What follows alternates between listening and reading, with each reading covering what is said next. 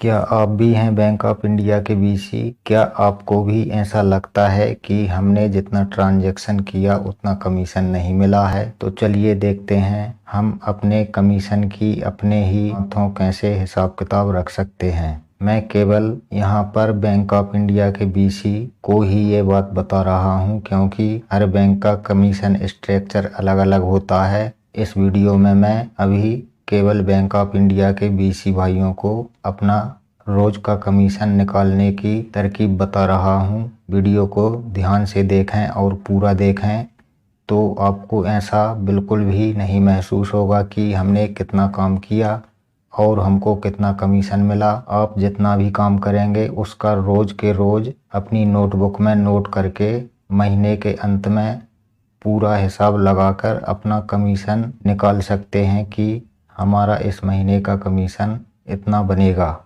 हिसाब हम खुद ही 5 मिनट में लगा सकते हैं। हम सुबह से शाम तक जितना भी ट्रांजैक्शन करते हैं उस सारे ट्रांजैक्शन का कमीशन हम कुछ ही समय में 5 मिनट में ही कैलकुलेशन करके अपना जो रोज का रजिस्टर होता है उसी में पिछले पेज पर एक टेबल बनाएंगे।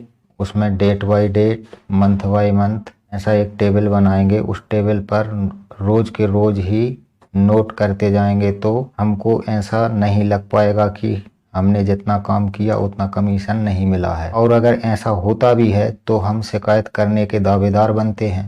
मान लीजिए आप नोट कर रहे हैं डेली की रिपोर्ट, आप हिसाब लगाकर नोट कर रहे हैं और जितना आपने नोट किया, जितना हिसाब लगाया उसके हिसाब से आपको कमीशन नहीं मिला है तो आप इस बात की शिकायत भी कर सकते हैं ताकि अगले महीने से आपके साथ किसी प्रकार की धोखाधड़ी ना हो। तो चलिए कैसे लगाते हैं हिसाब, वीडियो को ध्यान से देखिए और पूरा देखिए। मात्र 5 मिनट की प्रक्रिया है। आप अपना रोज का हिसाब इस तरह से बिल्कुल आसान तरीके से निकाल सकते हैं और रोज के रोज रजिस्टर में नोट कर सकते हैं। तो चलिए चलते हैं लैपटॉप की स्क्रीन पर जहां से हमारी पीडीएफ रिपोर्ट सेव होती है। उसी पीडीएफ रिपोर्ट से हम अपना रोज का हिसाब करेंगे और ये हिसाब केवल ट्रांजैक्शन के कमीशन का ही है। अन्य कमीशन के बारे में फिर कभी दूसरा वीडियो जारी करूंगा। यह वीडियो केवल ट्रांजैक्शन के कमीशन का है।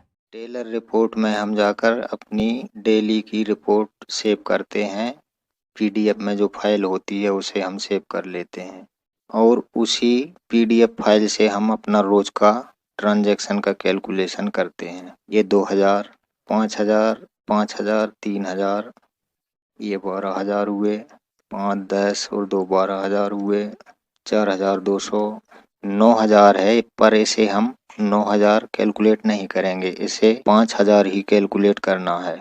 5000 कैलकुलेट इसे इसलिए करना है क्योंकि बैंक की पॉलिसी है कि मैक्सिमम कमीशन 25 रुपये दिया जाएगा और मिनिमम कमीशन 0.5% के हिसाब से दिया जाएगा।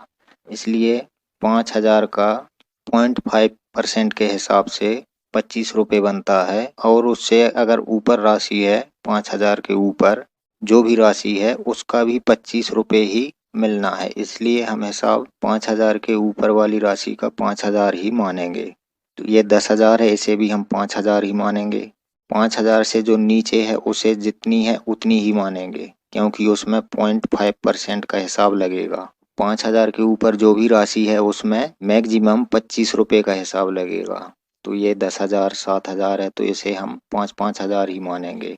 चलिए मैं जल्दी जल्दी जोड़ के बता देता हूँ। ये 10-10 हजार का आ गया, 7,000 आ गया, पर इसे हम 5-5 हजार ही मानेंगे। इसलिए मानेंगे क्योंकि बैंक की पॉलिसी के हिसाब से मैक्सिमम कमीशन 25 रुपये ही है और 25 रुपये कमीशन 0.5 के हिसाब से 5,000 का बन जाता है। 5,000 के ऊपर जितना भी ट्रांजैक्शन होगा, जितनी राशि होगी उसका 25 रुपये ही मिलना है, उससे ऊपर नहीं मिलेगा।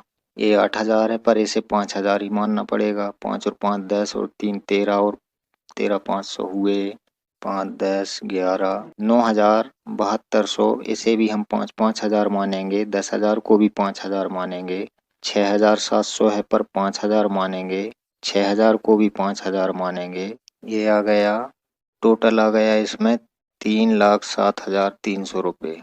अब इसको हम 0.5% के हिसाब से परसेंटेज निकालेंगे तो हमारे जो महीने भर का कमीशन है उसमें से सबसे आखिरी में 20% का कमीशन माइनस करना होगा, क्योंकि 20% हमारा कॉर्पोरेट हमारे कमीशन से शेयर करता है, 80% हमको देता है और 20% कॉर्पोरेट लेता है। तो क्यों ना हम महीने भर का एक साथ ना निकाल कर आज ही निकाल देते हैं। तो बैंक हमको 0.5% के हिसाब से कमीशन देती है, उसका 20% माइनस करते हैं हम हमारे कॉर्पोरेट का, तो 0.4% हमारे पास शेष बचता है। तो इसको हम 0.4% के हिसाब से ही कैलकुलेट करते हैं। 0.4% ये आ गया